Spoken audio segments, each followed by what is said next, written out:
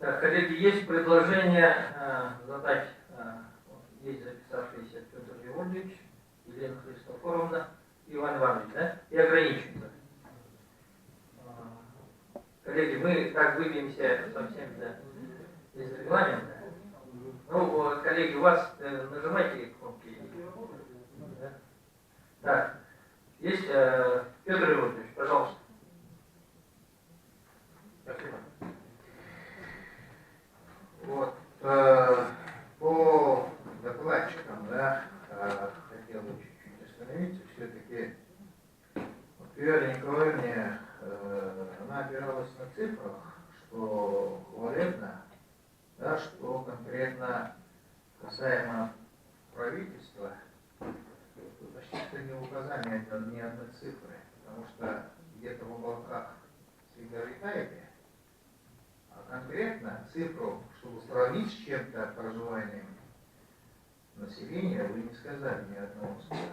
Потому что вы не знаете, это в другом пространстве, видимо.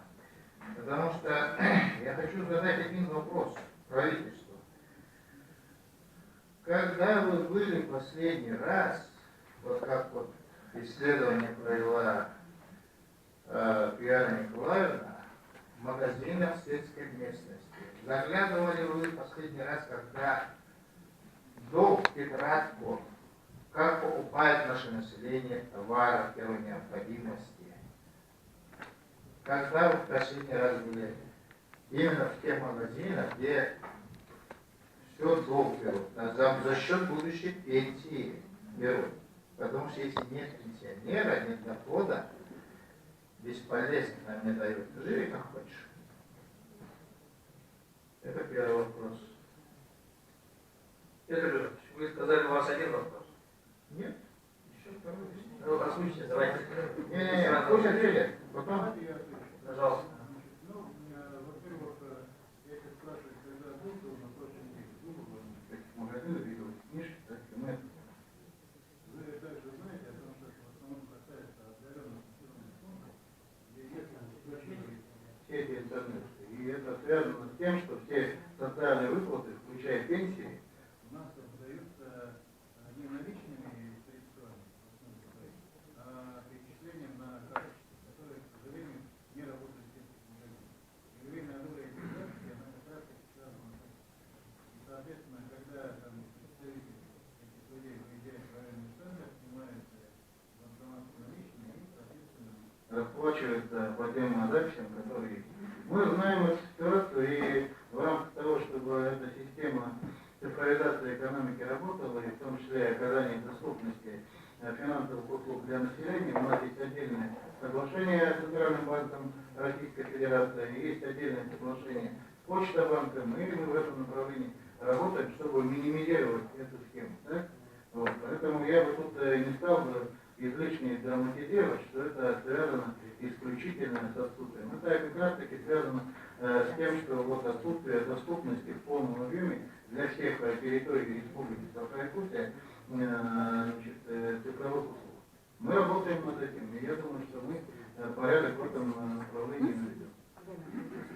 Алексей Андреевич, на самом деле не так, потому что вы касаемо услуг, вот, например, тех же снятий наличных денег с карточки, это не так, на самом деле денег нет, поэтому нечем расплачиваться. А так как сейчас уже и в онлайн-режиме все работают, и прекрасно все в курсе, сельские жители те же, они прекрасно справляются с этим, и у них у всех есть свои кассовые операции. Петр Юрьевич, вопрос. Поэтому вопрос неправильно отвеченный. Ладно? Теперь второй вопрос. Вот я смотрю Ленек, да? Вот на связи. Поэтому вот что касаемо на сегодняшний день ситуации, которая образовалась именно от недропользователей. В Оренбурге скоро будут разрабатываться или уже разрабатываться так называемые НИОБИ. Да? Помните, года 2 назад или год-полтора назад там блогеры ходили, что вот завтра, если мы сюда перевезем там качекаться или куда-то всех выгонят там как мамонты. Это неправильно было на самом деле. Если мы бы здесь организовали вот производство этих же труб, в которые я не первый раз выступаю, поэтому вот в этих вопросах, да, теперь смотрите, возможно ли нам каким-то образом сделать деприватизацию тех же недропользователей, потому что мы вряд ли назовем сегодня хоть одного предпринимателя, владеющего,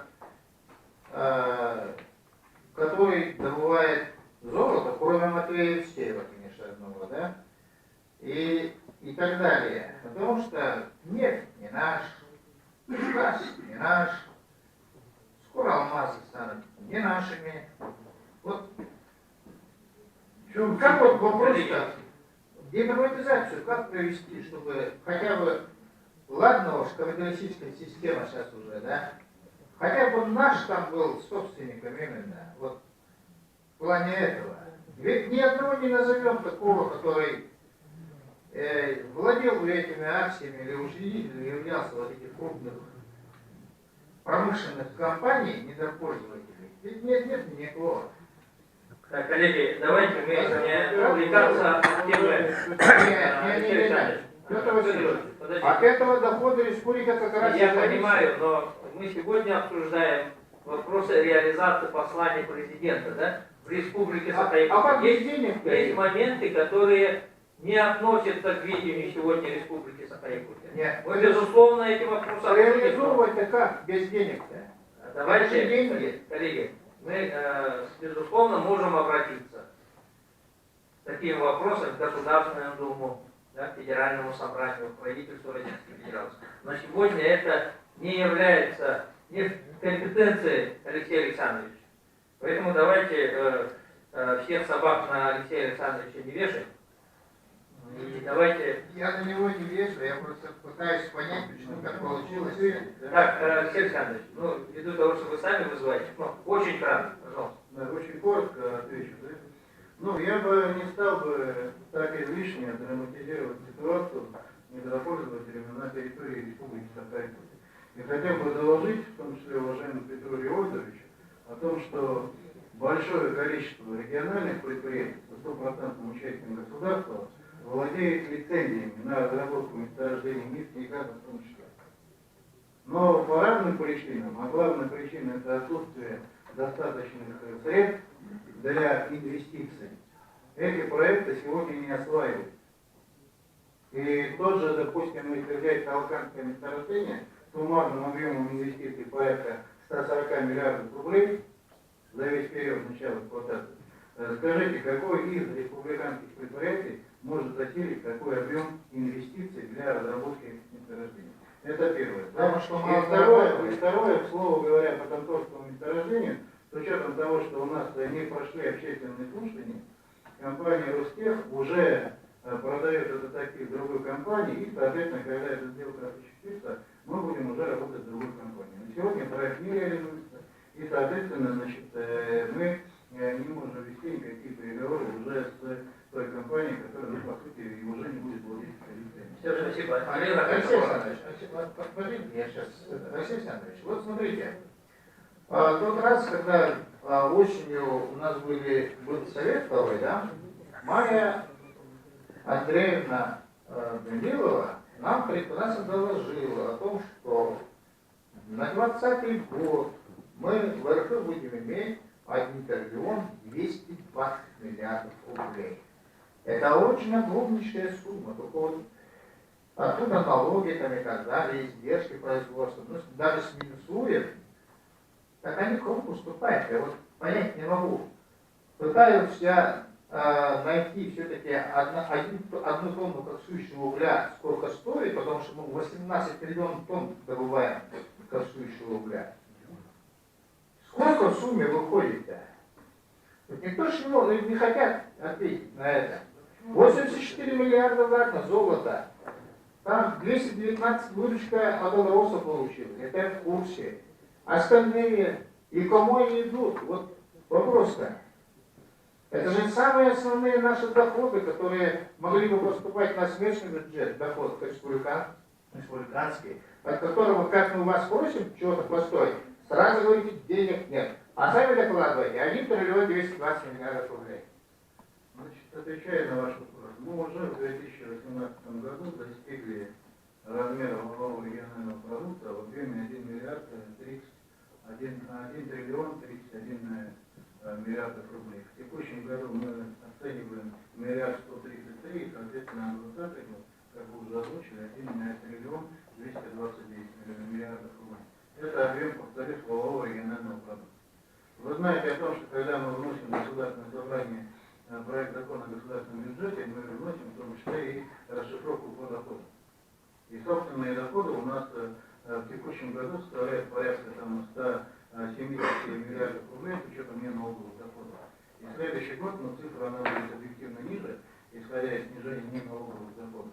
Все там расписано по видам налогов, все вы там видите, так? И поэтому, значит, для меня вообще удивляет этот вопрос, разберитесь, значит, какой уровень налогообложения в той или иной отрасли. Вы знаете о том, что в нефтегазовом секторе объем налогообложения составляет порядка 70% от одной добываемой тонны нефти, из которых там более 50% входит в федеральный бюджет. Это НДФИ, главный налог, который оплачивает предприятия по добыче нефти и газа. Да? Кроме этого, в отношении газовых компаний, которые работают на нашей территории, в соответствии с принятым налоговым кодексом, изменением налогового кодекса Российской Федерации, до 2035 года есть освобождение по налогу на имущество. Но это федеральный закон, который принят. Поэтому утверждать о том, что предприятия не уплачивают налоговые платежи, это как минимум некорректно. Да? Мы вам все показываем. И по видам налогов, значит, насколько они увеличиваются. Я не говорю, может там налоги. Коллеги, давайте